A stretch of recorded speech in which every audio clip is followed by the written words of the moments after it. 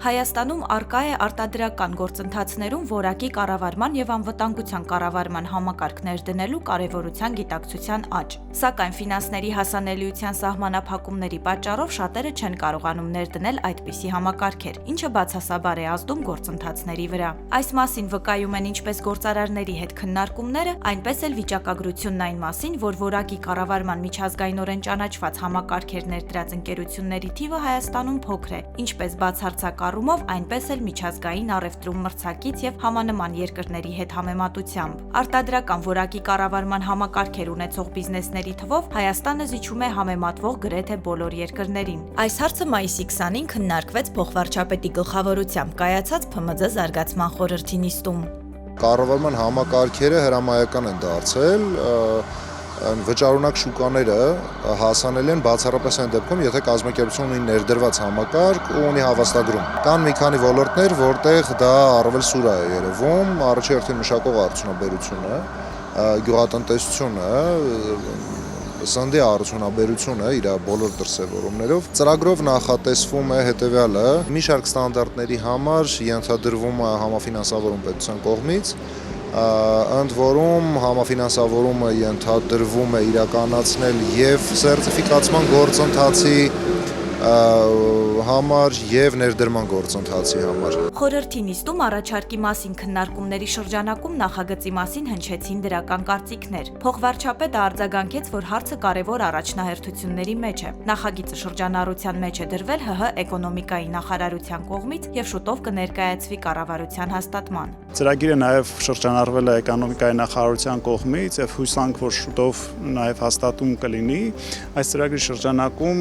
տեղական տնտեսվարողների համար հնարավորություն կստեղծվի բարձրացնել իրենց մրցունակությունը եւ համապատասխանել միջազգային ստանդարտներին։ Նիստում քննարկված մյուս հարցը վերաբերում էր Արդարադատության նախարարության կողմից շրջանառված նախագծին։ Իդրաֆտ հարթակում տեղադրված ՀՀ վարչական դատավարության օրենսգրքում լրացումներ եւ փոփոխություններ կատարելու մասին օրենքի նախագծին, որը վարչական ակտի բողոքարկման դեպքում դրա գործողության կասեցման ընդհանուր կանոնի վերացման մասին է։ Վարչական դատավարության օրենսգրքի 83-րդ հոդվածով սահմանվում են վիճարկման հայցը վարույթ ընդունելու իրավական հետևանքները։ Մասնավորապես նշված հոդվածի համաձայն վիճարկման հայցը վարույթ ընդունելը կասեցնում է վիճարկվող վարչական ակտի կատարումը, մինչև այդ գործով գործն ըստ էության լուծող դատական ակտի օրինական ուժի մեջ մտնելը։ Վահագն Համբարձումյանն այս նախագիծը խնդրահարույց է համարում, նշելով, որ ըստ օրենքի կարգավորման տնտեսվարող սուբյեկտի կամ քաղաքացու նկատմամբ գործող վարչական ակտը բողոքարկման պահից կասեցվում է, իսկ օրենքը տալիս է բացառություններ վարչական ակտի կասեցման լուրջ հետևանքների առաջացման դեպքում։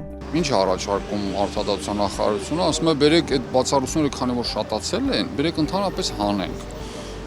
եւ դնենք, որ ակտի ուրեմն բողոքարկումը չի կասեցնում, այլ պետք է հայց, որը ով դիմում է ակտի բողոքարկման համար, պետք է ինքը հիմնավորի։ Այսինքն պետությունը ըստ էության բեռը, այդ ապացուցողական բեռը վերցնում եւ փոխանցում է տնտեսվարող սուբյեկտին։ Այն դեպքում եւ նույնիսկ այսօրվա կարգավորումը կարողանում է